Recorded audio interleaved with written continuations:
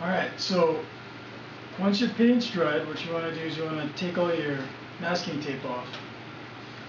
So I've already gone ahead and I've finished up the tips. You just want to sand it, and I applied a clear lacquer, and then I just sanded it a couple more times, and there's about 3 or 4 coats on here. And then on the final coat, I just gave it a light sand with 400 grit sandpaper to take away the glare. So here we go. Here's the back of the bow, and then you can see the belly of the bow here. And because we didn't cover these sections on the ends here, it gives a nice transition from the PVC to the wood. So now what we're going to do is we're going to finish up the belly of the bow to kind of give it that look of horn. So what you're going to need is shoe polish. So we're going to use black shoe polish and brown shoe polish. So what you want to do is you want to start with your black shoe polish. Ha! Alright. Close call there. So starting about near the handle, you want to start applying the shoe polish. And you just want to go until the whole belly is covered. And you want to use overlapping strokes like this. What this will do is it'll kind of start giving you some of the striations that you see in horn. You just want to bring it up all the way here to the ends.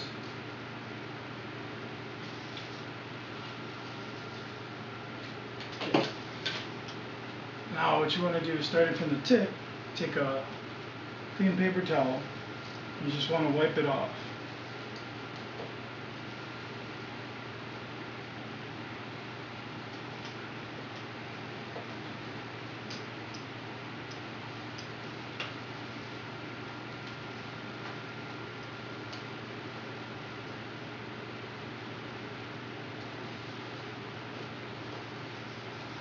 So as you can see, you're left with a very light gray coat.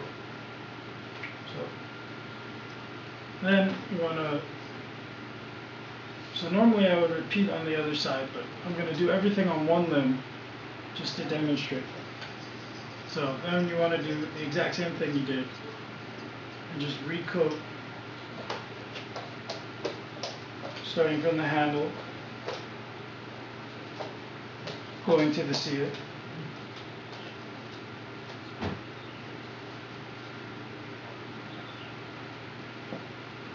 Then you want to go and wipe this layer off.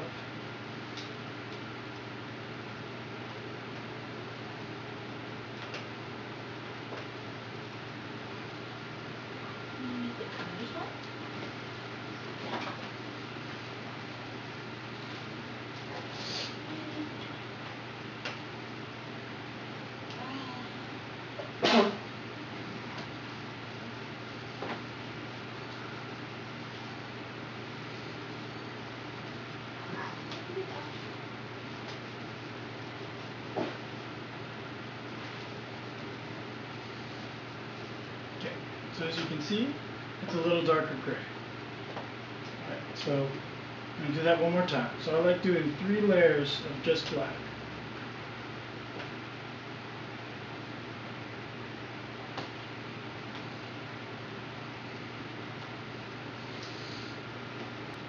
So then you want to wipe this layer off.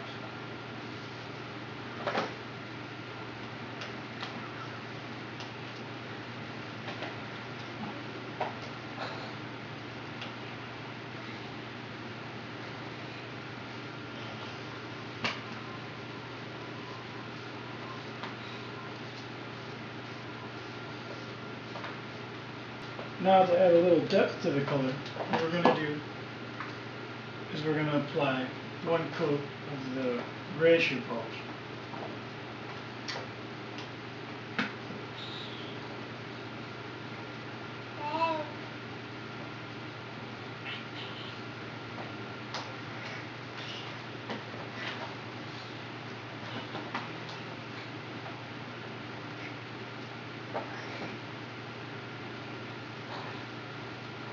So now what you want to do is just want to let that sit, let that dry off a little bit.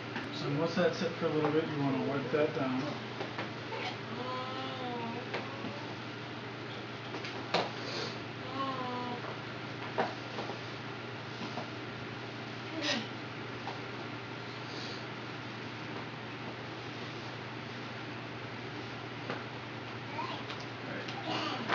So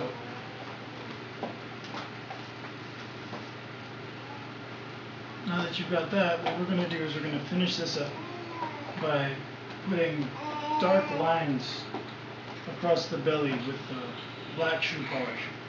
And what that's going to do is it's going to kind of give the striated look that horn has, because a lot of the horn that we used for these type of bows, to make it flat, they would actually have to shave it down, and that would cut through layers of horn, and so you would get these alternating areas of light and dark. So you take your black shoe polish, and what I like to do is I like to make the rings tighter in at the handle, and then they kind of spread out as they get to the tips. So you kind of want to make your lines, and then you don't, I like making them a little non-uniform.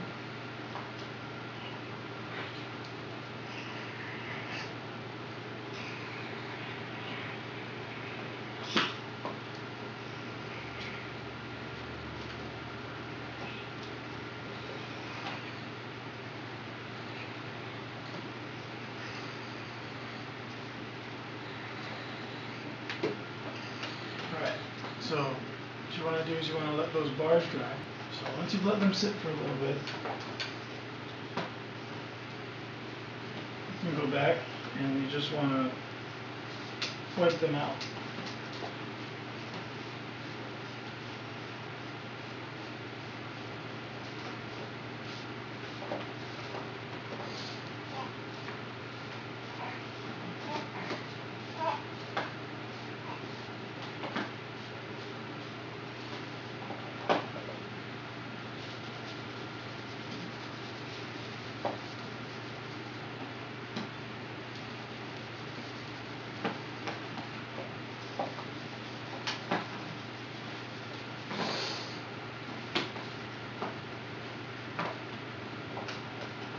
So as you can see, it's no longer got those dark lines. It's just got the vague ghost of the lines, if you can see.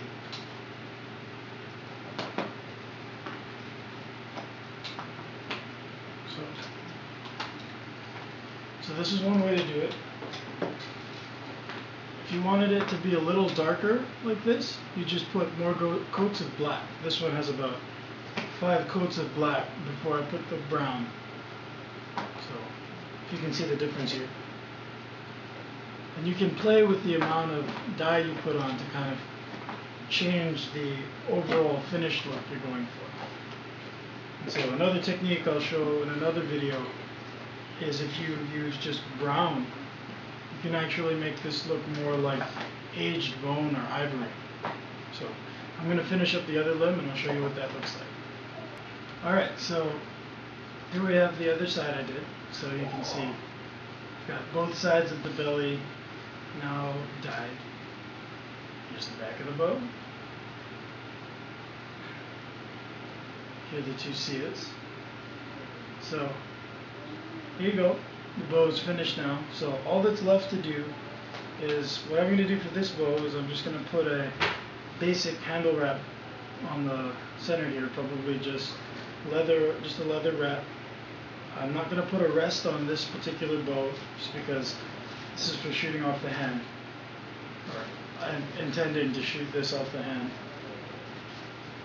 Another thing you could do is if you took 1-inch heat shrink tubing, you could actually just heat shrink this transition here, mainly to cover up this joint here. But if your paint line is crisp enough here, it actually gives a nice transition anyway, you know, especially if you're at a distance. So here you can see there's a transition there. And here's the belly, so you guys can see a little bit. Here's the back. Here's the bow from the side. And another thing you'll notice is I shot this bow out about 500 times, so you can see that it's taken a lot of what's called set, meaning that it's taken a permanent flex. Now it's still got about an inch of reflex here, so the string nocks here are still above the handle by about an inch, and that's typical. This is about where it's going to settle. So for most bows like this, if you start off with about 3 or 4 inches of reflex, it's going to go down to about an inch. If you start with less reflex, you can expect it to settle below. And there's no problem with that. The bow will shoot a little slower, but it tends to be a little more forgiving when you shoot it. So here's the bow. I'm going to put a handle on it, but first I'm going to show you what this looks like strung. So I'm going to string it up real quick. Okay, so here it is.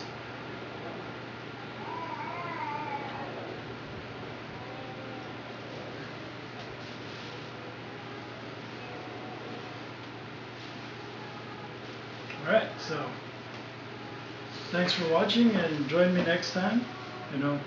Just make sure to hit the subscribe button, because I'm going to be doing more videos on how to make more bows like this. I'm going to show you how to make different styles of bows, like this reflex, deflex bow here, and just tons of other things that I've got to show you guys. So just keep checking back, and thanks for watching. Bye.